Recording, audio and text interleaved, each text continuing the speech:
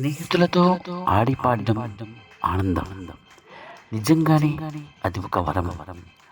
అలాగని అందరితో కలిసిమెలిసి ఉండడం, హాయిగా ఆనందంగా ఒకరోజైనా గడపామనే ఆనందం మనిషికి ఎక్కడో అర్థమవుతుంది.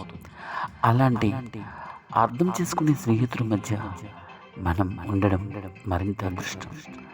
అలాంటి ఒకరోజు ఈరోజు నృత్యం చేస్తూ ఒక డాన్స్ వేస్తూ అందరితో పాటు మనం కూడా చేశామన్న ఆనందం ఎంతో ఎంతో ఎంతో సుఖాన్ని ఆనందాన్ని ఇచ్చింది. అప్పుడు చేస్తున్న ఆ డాన్స్లో నిజంగానే ఎందుకలా మనసుకి కానీ ఎంతో ఆహ్లాదంగా అనిపించింది. అలా అందరం ఆడిపాడిన ఆ రోజు ఎంతో ఆనందంతో గడిపిన ఆ రోజు. ఇలాంటి గోపాలపురంలో చేసినటువంటి గోపాలపురం బీచ్లో మేమంతా చేసినటువంటి సందడి నిజంగా చూపర్లకు చాలా ఆనందాన్ని కలిగించింది. ఎందుకంటే ఒక ఐకమత్యంతో కలివిడితనంతో అందరం పలకరించుకుంటూ ఆ రోజు చేసిన ఆనందం ఇంత అంతని చెప్పలేం. నిజంగా స్నేహానికి ఇది వరం. స్నేహితులందరూ ఒక వరంగానే భావిస్తారు.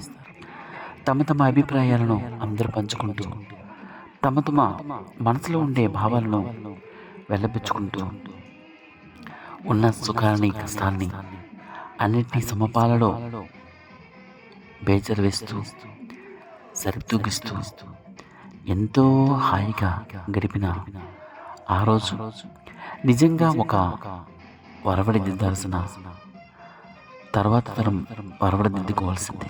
ఎందుకంటారా, నిజంగానే భేషజాలు పక్కన పెట్టాలి. స్నేహితుల మధ్య అందరూ ఒక్కటవ్వాలి, మరొకరికి ఆదర్శంగా నిలవాలి అన్న ఒక ఉద్దేశమే ఇక్కడ అందరిలో కనిపించింది. నిజంగానే ఎక్కడెక్కడి నుంచో వచ్చినటువంటి అందరూ ఒక్క దగ్గర కలిసి మెలిసి ఆడడం పాడడం ఇది ఏనాటికి మర్చిపోలేని ఒక అనుభూతి.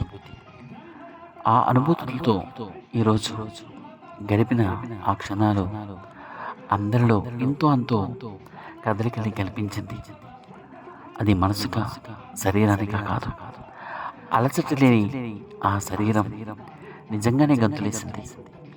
ఎందుకంటారా, అందరి ఆనందాన్ని పంచుకున్న ఆ సందర్భం అందరిలో ఉత్సాహాన్ని రేపి ఉరకలేయించింది ఆ సముద్ర కెరటంలాగా. ఎందుకంటే సముద్ర కెరటాలు కూడా ఒకదానితో ఒకటి పోటీపడి ఎగసిపడి వస్తుంటాయి. అలాగే మాలో కూడా ఈ నూతన ఉత్తేజం ఒక్కసారి కలిగింది. ఎందుకంటారా, ఎక్కడెక్కడ నుంచో వచ్చినటువంటి స్నేహితులు ఒకసారి ఆ సముద్ర తీరంలో ఆ రిసార్ట్స్లో కలిసి అందంగా ఆనందంగా గంతులు వేసి తమ తమ భావాలు పంచుకున్నందుకు మీకు అర్థమైందనుకుంటాను.